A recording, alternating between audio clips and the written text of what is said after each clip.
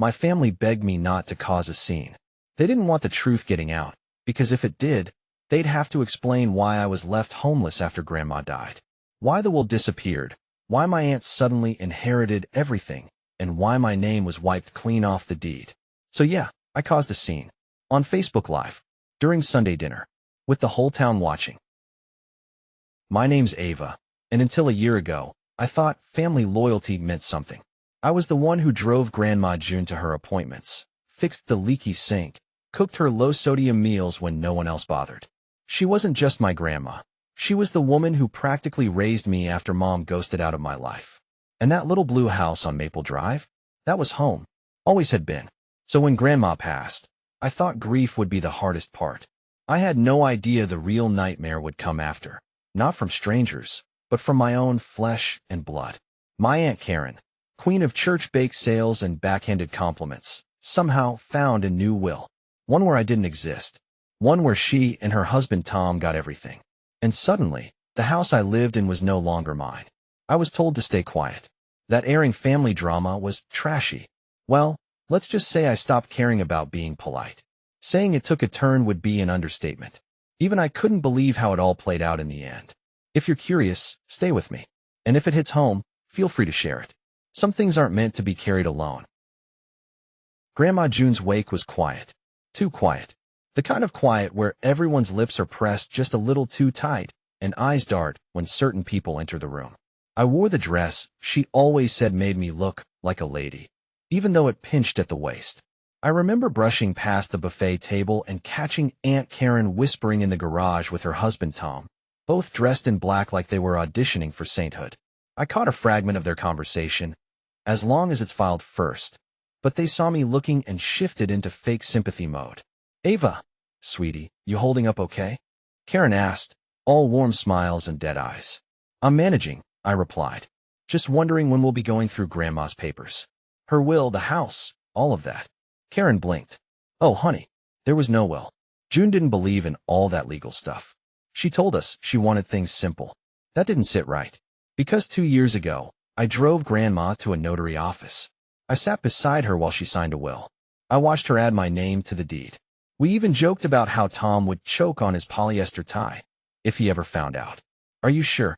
I asked carefully. Karen's voice sharpened. Positive. She told us everything.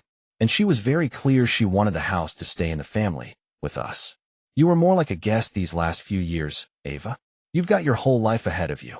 We're just making sure her legacy is protected. My stomach turned. Guest? I had lived there since I was 17. Paid the utilities. Did the grocery runs. Cleaned out the gutters. Guest? The next day, I called the county clerk's office to check if the will was ever filed. They had no record of it. Then came the knock at the door. A manila envelope slid under the threshold. It was from Karen's lawyer. Inside, a formal eviction notice. The envelope felt heavier than paper should, like it was soaked in betrayal. I sat on the floor, back against the kitchen cabinet Grandma used to keep her cookie jars on, and opened it with shaky fingers. Legal language spilled out like venom. Notice to vacate premises. 10 days from receipt. Property legally transferred to Karen and Thomas Delaney. It was real. Official letterhead. Stamped and notarized. I reread it 3 times, hoping I'd misunderstood something. But there it was, clear as day. I had 10 days to pack up my life and leave the only place that had ever felt like home. I called Karen. She didn't answer. I texted. Me, what the hell is this? Karen, just formalities, sweetie. No need to panic. Me, you're evicting me. Karen, you were never on the lease. It's not personal. We just need the space. Me, you mean the house. My house. Karen, Grandma left it to us. End of discussion. End of discussion. I drove to my cousin Leah's place. She lived on the other side of town and always acted like we were sisters. I thought maybe, just maybe, someone would be on my side. She opened the door, hugged me like nothing was wrong. Leah, did you know about this? She frowned. About what? They're evicting me. Karen and Tom filed to kick me out of Grandma's house. The one I've lived in for almost 10 years. She looked away. I thought you were just staying there temporarily. Temporarily? She raised me there. Leah backed up, uncomfortable. Karen said you were getting too emotional. That it's a hard time for all of us. My throat tightened. Right. Emotional. Guess that makes it easier to screw me over. I left before I could say something I'd regret. That night, I sat in the living room with the lights off. The shadows felt more honest than anything I'd heard from my family. I stared at Grandma's old photo, the one from her 60th birthday where she wore that ridiculous feather boa and made us all sing karaoke. She looked so alive, so full of fire. And I whispered, "Did you really want this, June? Did you really leave it to them?" A memory came to me, sudden and sharp. A year before she died, she'd said, "If anything ever happens, check my knitting basket, the one under the armchair. Not everything's meant to be found easily." I thought it was just her usual eccentric charm. But maybe. I got up, heart thudding, moved the dusty armchair. There it was, the worn blue basket with half-finished scarves and a tangle of needles. Buried beneath the yarn, a silver flash drive, wrapped in paper. On the paper, in Grandma's spidery handwriting, "If they try to take the house, use this." My hands were shaking as I plugged it into my laptop. Because suddenly, I had a feeling this story wasn't over. Not by a long shot. The screen flickered to life, and my pulse slammed in my ears. The flash drive held 3 files. Just 3. June_will_sign.pdf. Deed_addendum_ava.pdf. Voice_memo_final.m4a. I opened the will first. My breath caught. There it was. Dated. Signed. Stamped by the same notary I remembered from 2 years ago, Patricia Mendez. I even saw my own name. To Ava Elizabeth Monroe, I leave the full rights and title to the residence located at 112 Maple Drive. Not my loving niece. Not a guest. The rightful heir. The deed was next, the updated version Grandma and I had worked on. My name was listed right under hers, as joint owner. Filed and notarized the same day as the will. So where the hell did Karen's version come from? My hands trembled as I clicked the voice memo. Grandma's voice crackled through my laptop, clear but soft, like she was sitting beside me. "This is June Monroe. It's August 14th, 2022. I'm recording this for legal clarity, just in case something happens to me. I've left the house to Ava. She's earned it 100 times over. If anyone else claims otherwise, they're lying, and they know it. I trust Ava to do what's right. This drive is hidden where only she would think to look. Love you, sweetheart." I sat there, blinking tears away, heart twisted into a knot. I wasn't crazy. I wasn't being emotional or difficult. They stole from me, and June knew they might. I texted a screenshot of the will to Karen. Just the heading. No words. 2 minutes later. "Karen, where did you get that?" "Me. You mean the real will? The one June signed?" "Karen, you're playing with fire, Ava." "Me. So are you." I called a lawyer first thing the next morning. Showed him everything. He was sympathetic, but cautious. "Problem is," he said, flipping through the pages, "this was never entered into probate. Legally, the court recognizes whatever's filed first." I blinked. "So she can just forge a fake will, and that wins because it got there before the real one?" He frowned. "If it's forged, that's a felony. But proving it, that takes time. And money. And if her husband's connected in the clerk's office." He trailed off. "Of course. Tom. Karen's husband worked in the county records office until last year. He'd been head of file verification for 6 years before he retired early, aka was politely nudged out after some budget misplacements. That explained the sudden refiled deed and missing records. I left the office feeling like I was standing in quicksand. I had the truth, the real truth. But the system was clogged, and Karen was using every connection she had to bury me. So I did what Grandma taught me. Don't push the door. Expose the termites. Let them collapse their own house. And I had just the plan.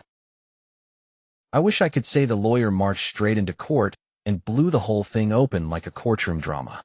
Instead, I got, "This may take months." He explained that even with the original will and the audio memo, I'd need to challenge Karen's filing in probate court. That meant paperwork, hearings, possibly a forensic signature analyst. All of it expensive and slow. Meanwhile, the eviction clock ticked down. I had 6 days left. Karen texted again. "Karen, don't embarrass yourself. It's done. Just leave quietly. We'll give you a week to pack." She said it like a favor. I went to the county clerk's office to request a full records history. The woman at the desk gave me a polite smile, then disappeared for 15 minutes before returning with a single printed sheet. It listed one deed, the one with Karen and Tom's names, filed just 4 days after June's funeral. I leaned in. This isn't the original file. There was one with Ava Monroe and June Monroe, dated last year. She blinked like she'd never heard of such a thing. I'm sorry, ma'am. There's nothing else in the system. Bullshit. I knew who did it. Tom Delaney.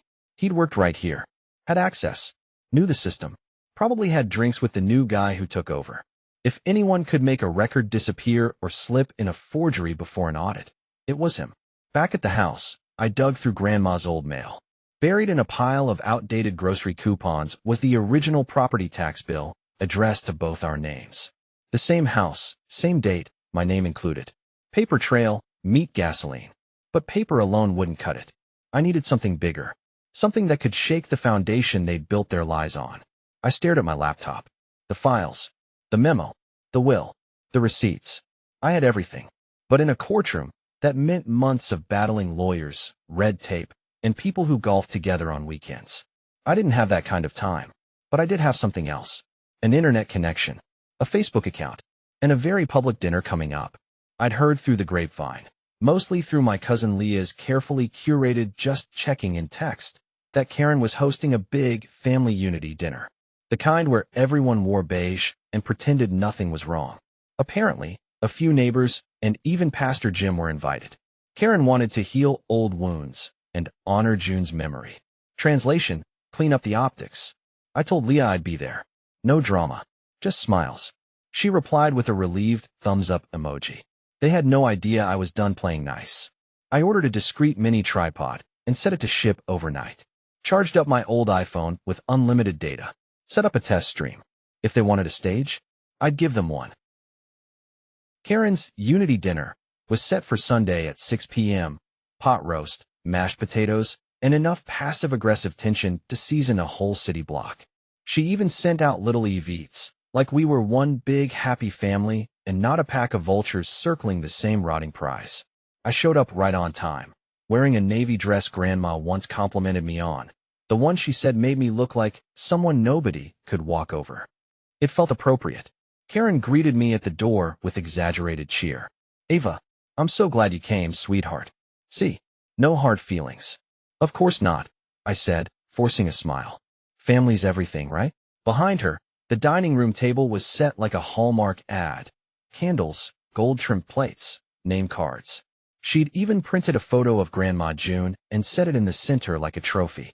My seat was at the far end, flanked by Cousin Leah and Tom. I took my spot, dropped my bag under the table, and discreetly pressed a button on the hidden camera rigged inside. It wasn't high-tech, just my backup phone taped to a portable charger, angled through a slit in the lining. It streamed to a private Facebook group I created earlier that day. Justice for June, Family Truth Unfiltered. I made it public at 6:05. Then I let the show begin.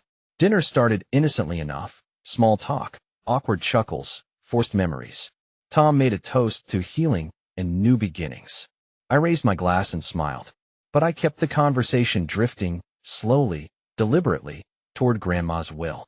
You know, I said, swirling my drink. It's wild how many different versions of a person's legacy can exist.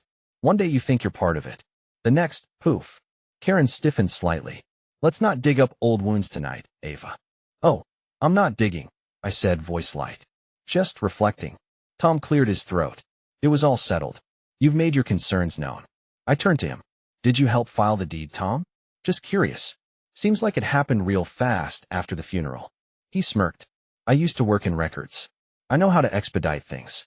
Nothing wrong with that. Even if the paperwork was altered. Silence. Karen jumped in. Ava, you're upset. Understandably. But accusing people at the dinner table? That's not what Grandma would have wanted. I tilted my head. Funny. I actually have a recording of what she did want. Karen's face went white. What? The cousins looked around, confused. Leah gave me a warning glance, like don't do this. I ignored it. I reached down, pulled the bag onto my lap, and tapped my screen. Let's hear it straight from her. Grandma's voice came through the room. Soft, raspy, undeniable. This is June Monroe. If anything happens, I've left the house to Ava. She's earned it 100 times over. Karen lunged. Turn that off. Too late. Because outside this living room, the stream had already gained 80 viewers, friends, neighbors, former coworkers. And the comments had started pouring in. Wait, this is live. Did she just say the deed was altered? I hope someone's recording this. They were. So was I? And the Delaney's had just performed their own downfall, live, in HD. Karen scrambled for my phone like a raccoon in a jewelry store. But I pulled the bag out of reach and calmly stood up, holding the phone aloft. Sit down, I said. You're already famous. Tom's face was a mix of confusion and rising panic. What do you mean famous? Check Facebook. I named the stream after you. Justice for June. Live confession. Then I turned to Karen. By the way, you do realize voice memos are admissible in probate hearings, right? Her mouth opened, then closed. Fish on land. Cousin Leah was frozen with her fork halfway to her mouth. My uncle was staring at the centerpiece like it might explode. But the comments kept rolling on my screen. This is going viral. Is that Karen Delaney? She just admitted fraud. Someone tagged the local news. That last one. Someone did. And 3 minutes later, a reporter from Channel 4 messaged the page asking to verify the footage. Karen's voice cracked. Ava, please. You don't know what you're doing. Oh, I know exactly what I'm doing, I said, my voice steadier than it had been in weeks. You lied. You tampered with Grandma's will. And you used your husband's county connections to wipe out the real documents. You stole my home. Tom stood up now, red-faced. You can't prove any of that.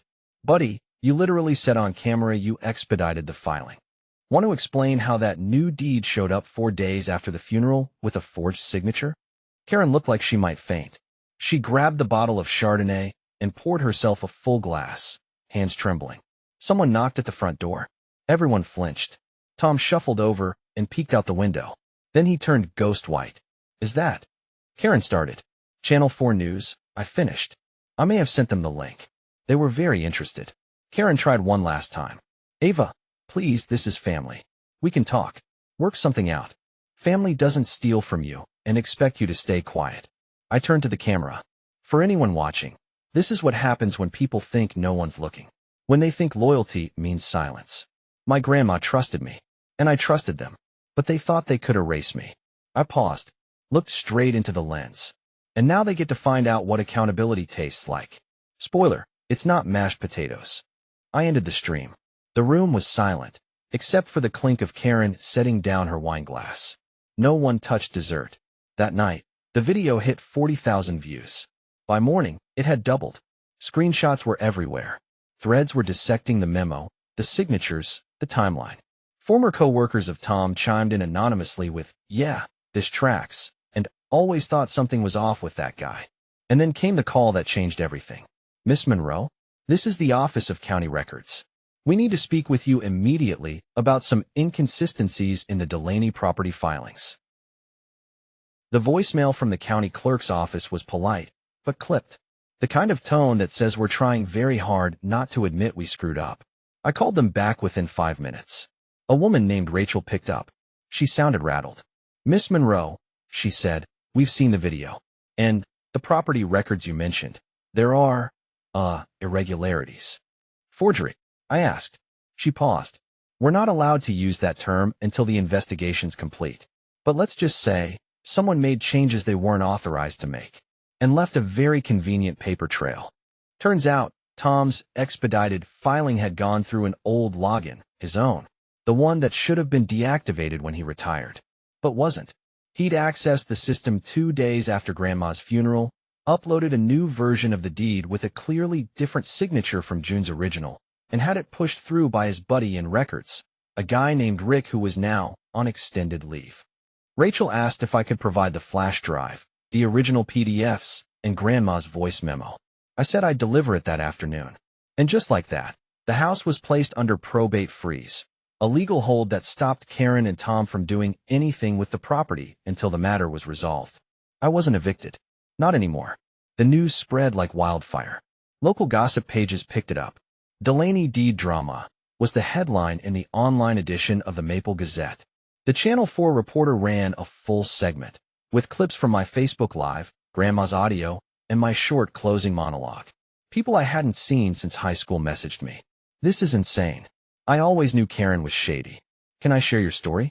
My aunt did something similar to my cousin. You're a legend. But not everyone was celebrating. Karen posted a Facebook rant the next morning.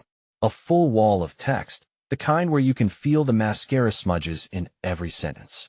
It's easy to twist things when someone's gone and can't defend themselves.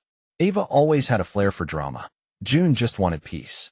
We're being persecuted for doing what's best for the family. She took a private moment and made it into a circus. Shame on her. Shame on me. I reposted the rant with a single caption. Here's Grandma's voice. You decide who she trusted. Then I attached the memo. Again, that post got 3 times the shares of the original stream. People started reaching out, not just friends. A probate attorney offered to represent me pro bono. A notary who had worked with June messaged, I remember her. I'll testify. Even a local realtor chimed in, happy to provide an independent appraisal, no charge. The house wasn't just a home anymore. It was proof, a symbol, and I was done being quiet. The investigation moved faster than anyone expected, probably because so many eyes were on it. The county office scheduled a formal hearing within 2 weeks. I arrived early, wearing a simple black blazer and carrying the flash drive like it was nuclear evidence. It was, in a way. Karen and Tom showed up together, but the matching smiles they wore at the Unity dinner were gone. Karen looked pale and puffy, and Tom kept fiddling with his wedding band like it was a time bomb. The hearing room wasn't dramatic, just a few folding chairs, a desk, and a clerk recording everything. But the tension? Thick enough to snap. The lead investigator, a woman named Denise from Internal Affairs, laid it out plain. Mr. Delaney, records show that your credentials were used to access the property deed system at 10:37 a.m. on August 4th, 4 days after June Monroe's death. Can you explain why you were in the system at that time? Tom cleared his throat. Must be a mistake. My account should have been deactivated. It wasn't, she replied. And the file uploaded under your login. The new deed contains a forged signature. A handwriting expert has already confirmed this. Karen tried to interrupt. June told us. Denise cut her off. Mrs. Delaney, please wait your turn. I sat quietly. I didn't need to speak. The documents, the voice memo, the metadata, they were speaking for me. Tom stammered something about a clerical misunderstanding, but it was useless. Denise had the audit logs. She had Rick's signed statement admitting Tom asked him for a favor. She even had screenshots from the Facebook Live video. It wasn't just fraud. It was coordinated fraud, with government systems involved. That day, the county issued a formal fraudulent transfer notice and reversed the property deed. The probate court reopened June's will, citing new evidence. The real will, the one naming me, was now the active document on record. And Tom, he was placed under criminal investigation for document falsification, unauthorized system access, and abuse of position. He resigned from all county affiliations the next morning. Karen, meanwhile, went into full retreat mode. Her Facebook went dark. Her friends stopped defending her. Church stopped calling. Even cousin Leah, who once called me dramatic, messaged with a weak apology. I didn't know it was that bad. I'm sorry. I didn't reply, because by then, it wasn't just about me. Other people came forward. 2 more families who had suspiciously lost property through Tom's expedited filings. Denise reopened those cases too. And as for me, I moved back into the house with full legal backing. The locks were changed. The porch lights fixed. I lit Grandma's favorite lavender candle and played her old jazz CDs as I unpacked my things. The house felt lighter, like it could finally breathe again. And for the first time in weeks, so could I. It didn't take long for the town to split into 2 camps, Team Ava and the let's not get involved crowd. Maple Drive was small, the kind of place where everyone knows what kind of cheese you buy and whether you mow diagonally or straight. So when your aunt commits fraud on Facebook Live, people notice. Some folks stopped me in the grocery store. Good for you, Ava. About time someone stood up to that family. Others gave me tight-lipped nods, like my presence was somehow messy, a reminder that not everything polite stays buried. Karen, to no one's surprise, rebranded herself as the victim. She posted a long, weepy blog post titled, When Family Turns Against You, filled with passive-aggressive jabs, biblical quotes about betrayal, and a few bold-faced lies. Claimed June was losing her mind, that I manipulated her, and that I hacked into private records. She closed it with, God sees the truth. One day, so will everyone else. The comments were turned off. But screenshots? Screenshots were forever. People reposted it next to Karen's Facebook Live meltdown. Added their own commentary. This you? So God told you to commit fraud? Girl, you cooked your own goose in 1080p. And then, the kicker. I uploaded a clean version of the voice memo. Just June's words, nothing else, to YouTube. No intro. No flashy edits. Just the raw recording, titled, What Grandma June Really Wanted, in her own words. I let her speak for herself. I've left the house to Ava. She's earned it. If anyone else claims otherwise, they're lying. That video, it exploded. 10,000 views overnight. People started tagging it in local threads. Shared it with hashtag Justice for June. A local teacher used it as a case study for media ethics and truth-telling. Even the county commissioner quietly thanked me for bringing light to a problem we've overlooked for too long. The tide had turned. Suddenly, I wasn't the emotional niece. I was the one who exposed something rotten. Even Karen's old allies, the wine moms and bake sale crew, started distancing themselves. Pastor Jim removed her from the community board, citing a need for healing and integrity. And people began offering support I didn't expect. The notary who signed June's will offered to testify. A former clerk from the records office sent me an anonymous envelope. Copies of 3 other deeds Tom had helped expedite. The real estate agent who once ignored my emails now called to offer free appraisal services, just in case you ever want to refinance or expand. That house, once the battleground, had become a symbol, a monument to what happens when you don't stay silent, when you stop playing nice. I repainted the mailbox blue, June's favorite color, hung a wind chime out front, the same one we picked out together at the flea market. And every time I passed the mirror, I saw it. Not just my reflection, but proof that truth, when amplified, wins, even if it has to go live first. 6 months later, the final ruling came down. The house at 112 Maple Drive was legally and irrevocably mine. The judge's words were sharp and deliberate. The court finds that June Monroe's 2022 will is valid, uncoerced, and fully enforceable.